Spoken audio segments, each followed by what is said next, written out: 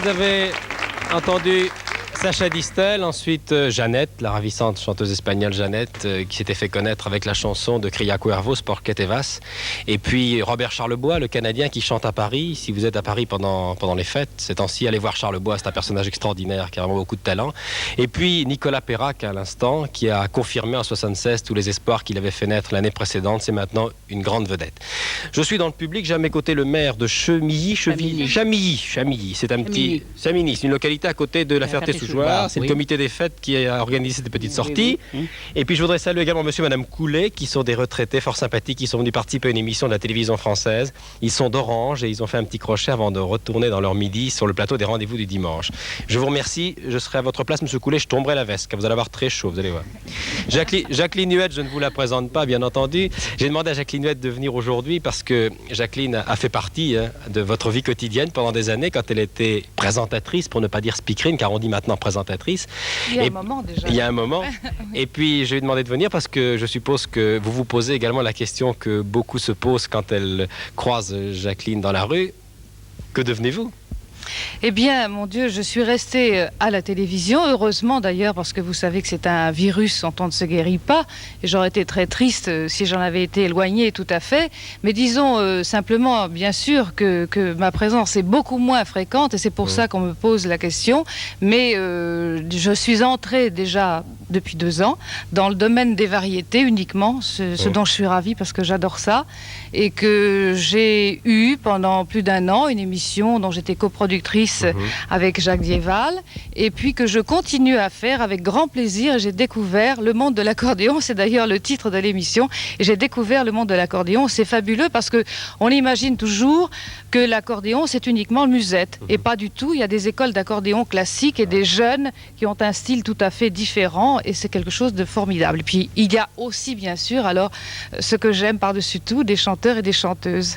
Alors moi je vous ai vu, ça c'est une autre activité, c'est une autre facette de votre talent. Moi je vous ai vu sur scène, vous avez présenté plusieurs spectacles de Michel Sardou et vous reprenez la route avec Sardou bientôt. Et puis je vous ai vu présenter Colette Renard, qu'on va accueillir dans un instant, dans le spectacle Brassens à Bobino. Je voudrais savoir si le fait de passer de l'autre côté, après avoir été en studio devant une caméra, de se retrouver sur une scène avec un public de téléspectateurs, mais qui n'est pas à ce moment-là un public de téléspectateurs, mais un public tout court, ça pose des problèmes. C'est-à-dire que je pensais que ça ne m'en poserait pas, parce que vous savez que nous faisions quand même souvent des galas. Alors donc j'avais eu déjà le contact avec le public, mais je me suis aperçue que les galas et le musical parisien et surtout Bobino, c'est tout à fait autre chose.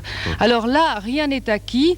Comme on m'avait toujours accueilli gentiment, je dois dire, parce que on avait l'habitude de me voir à la télévision, là, non, rien n'est gagné. Il faut prouver et il faut être admis. Alors disons que les premiers jours, j'ai été un petit peu déroutée, et puis après, je crois que j'ai trouvé le ton et que j'ai compris. Et alors là, c'est un public, surtout Bobino, absolument formidable.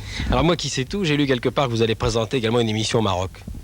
Oui, c'est vrai. Je commence dans 15 jours à présenter une émission de variété qui a pour titre, on n'a pas peur, qui s'appelle Mondovision. Oui.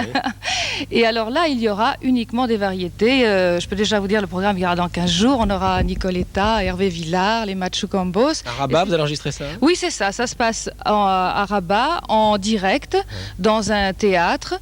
Et ça aura lieu une fois par mois, et sera diffusé également sur Monte-Carlo et en Belgique. Et vous allez aux États-Unis aussi? Oh, mais vous savez tout. C'est mon métier. Oui, je vais aux États-Unis, mais là, pas tout de suite, parce que je commence à être un petit peu effrayée. Quand j'entre quelque part, il y a eu quand même quelques échos dans les journaux, et les gens pensaient, me disaient, tiens, comment ça se fait, tu es là, tu n'es pas aux États-Unis? Eh bien non, je ne suis pas encore aux États-Unis. Je n'y pars qu'au printemps, et là, c'est une opération, je crois, assez prestigieuse, dont je me réjouis avec le ministre du Tourisme, monsieur médecin, que j'ai rencontré cet été, qui m'a demandé de participer à cette opération. Quel est le but de l'opération? Vous allez peut-être me demander. Oui, vous allez me le dire. Bien, je pense que de toute façon, on sera beaucoup mieux renseigné le 1er décembre, parce que Jacques Médecin donne pour les journalistes une conférence de presse sur cette opération. Mais disons, en faisant rapidement le tour, je crois qu'il se propose de faire mieux connaître la gastronomie française, si chère à son cœur d'ailleurs, cher au cœur de beaucoup de Français. Et puis, je crois aussi, l'une des choses qui font le prestige de la France, la haute couture. Alors, nous allons aller aux États-Unis. Il est prévu aussi d'aller au Japon et au Brésil. C'est merveilleux. Et alors là, je suis une sorte d'ambassadrice, d'hôtesse, enfin, tout ce que vous voulez. Merci Jacqueline Huette. Dernière question, ça vous manque pas le métier de présentatrice?